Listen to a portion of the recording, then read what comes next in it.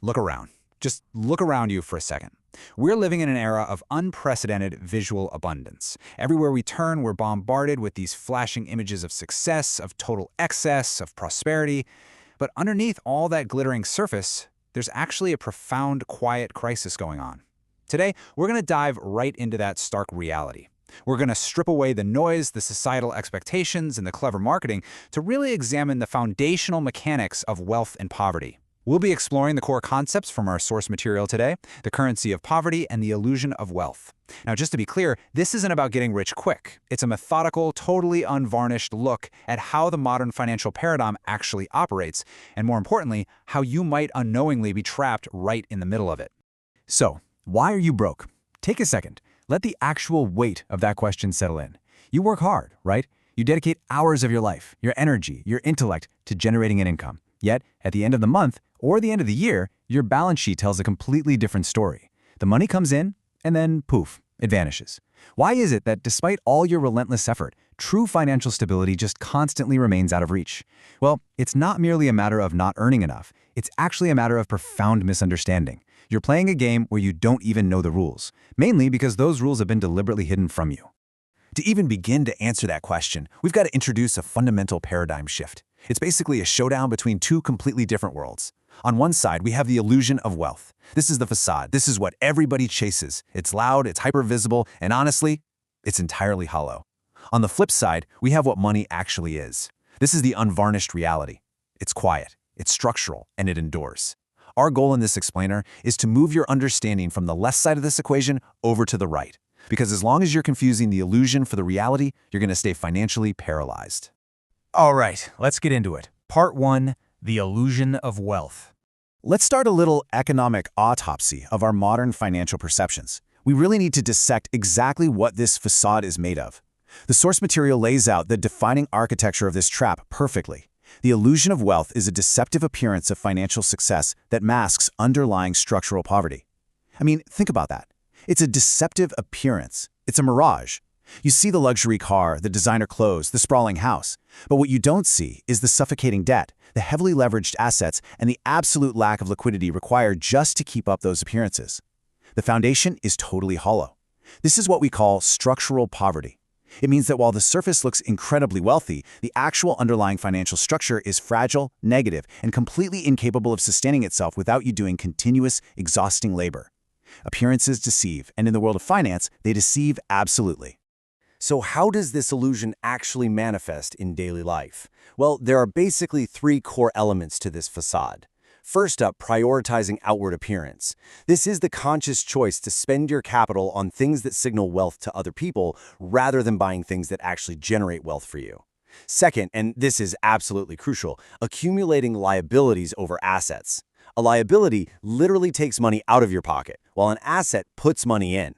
The illusion demands that you finance liabilities. Think rapidly depreciating vehicles, the newest consumer electronics, high-interest lifestyle loans, and then disguise them as success. Third, masking the reality of being broke. This is the hidden psychological toll. The immense draining energy spent pretending that your financial situation is rock solid, when in reality, just one single missed paycheck would cause the whole house of cards to collapse. Which brings us to part 2, what money really is.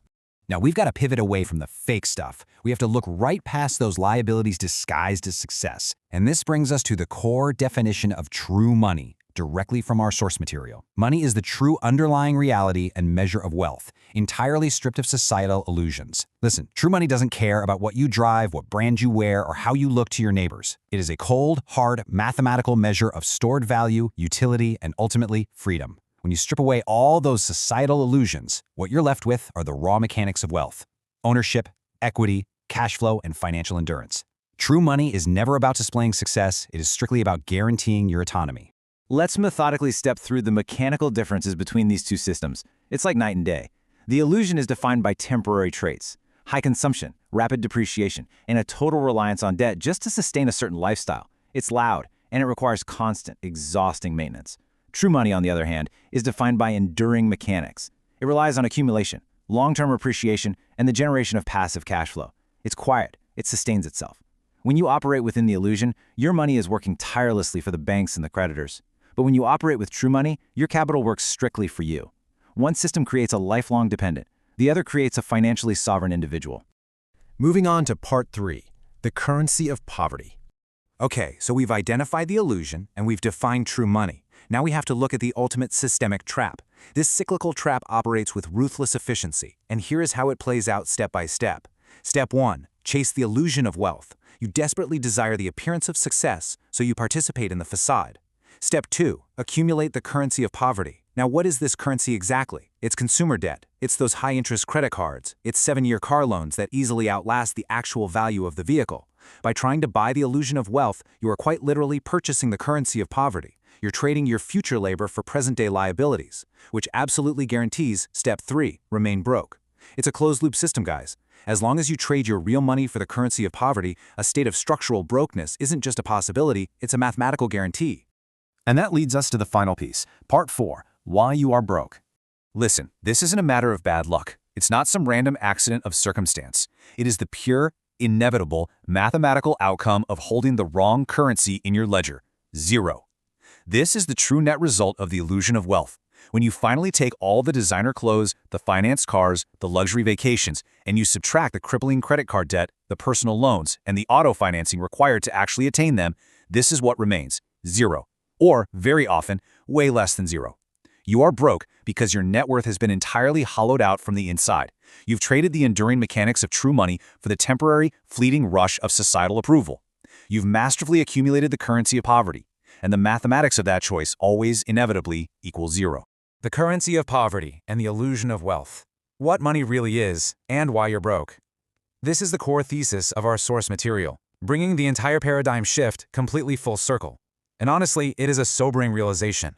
The society we live in profits immensely from your participation in this illusion. Entire industries are built on the foundation of your willingness to exchange your true wealth for the currency of poverty. But here's the thing.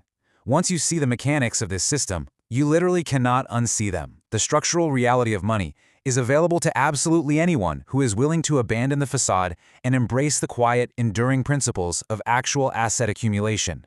So I want to wrap up this explainer with one final piercing question for you to think about.